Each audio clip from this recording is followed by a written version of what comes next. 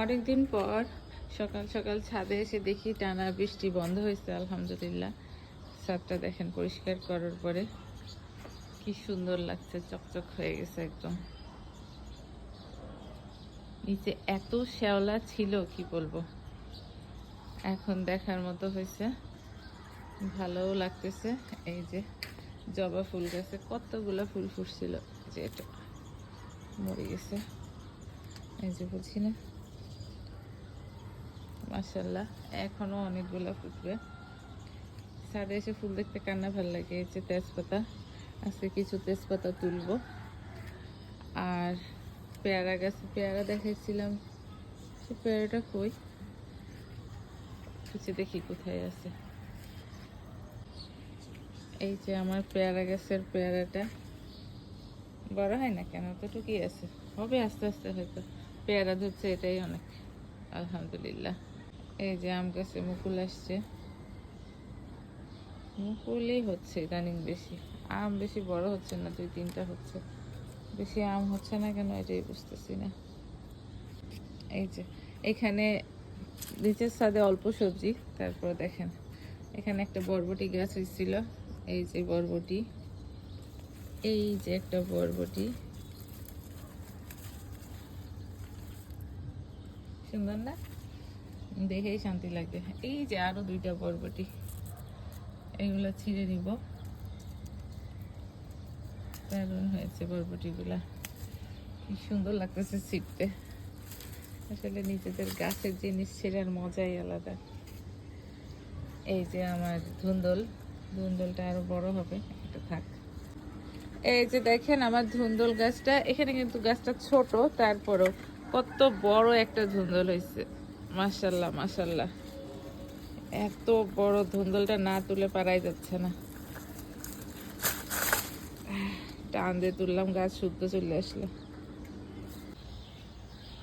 এই যে এখানে আমার ডালিম গাছ, ডালিমের অনেক ফুল ছিল, ফুলগুলো পড়ে গেছে, কিন্তু 3টা ডালিম হয়েছে মাশাল্লাহ। এই যে একটা, এটা সবচেয়ে বড়টা, এই যে একটা। আমি ভাবলাম আজকে পাকছে কিনা দেখি, কিন্তু এখনো পাকেনি, তবে পাকবে, পাকলে তখন পেরে নিব। 3টা ডালিম হয়েছে, আমাদের 3টা মেয়ে আছে, 3জনে খেয়ে ফেলতে পারবে ইনশাল্লাহ।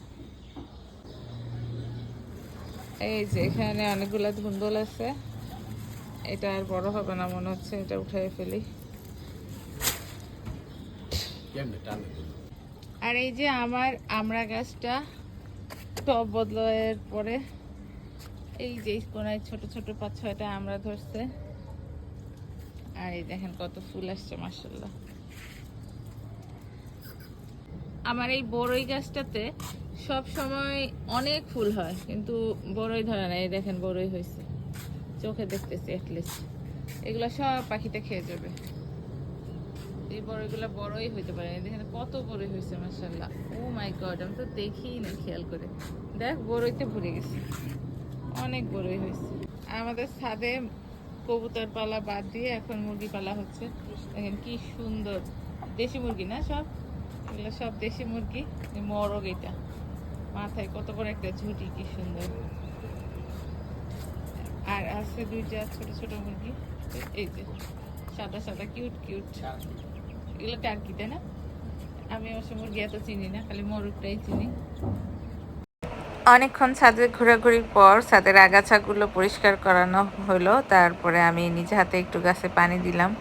গাছে পানি দিতে ভালোই লাগে। সকাল সকাল গিয়েছিলাম ছাদে, মানে একদম 8টার দিকে, রোদ ছিল না, তখন ভালো লাগতেছিল। বিকেলে আর সকালে গেলেই ভালো লাগে।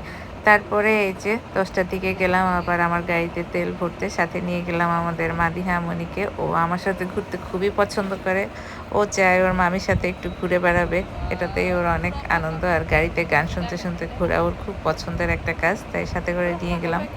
খুব এনজয় করছিলাম আমরা, আর আশেপাশের প্রকৃতি দেখতে দেখতে, গান শুনতে শুনতে, দুজনে ফান করতে করতে একটা ছোট্ট ট্রিপ দিয়ে দিলাম। ঘন্টাখানেকের মধ্যেই ঘুরে চলে আসছি তেল নিয়ে। ছুটির দিন ছিল দেখে রাস্তায় একটু জ্যাম কম ছিল। এই তো হয়ে গেল একটা ছোটোখাটো ব্লগ আমাদের। সবাই সুস্থ থাকবেন, ভালো থাকবেন, আমার সাথেই থাকবেন। আল্লাহ হাফেজ।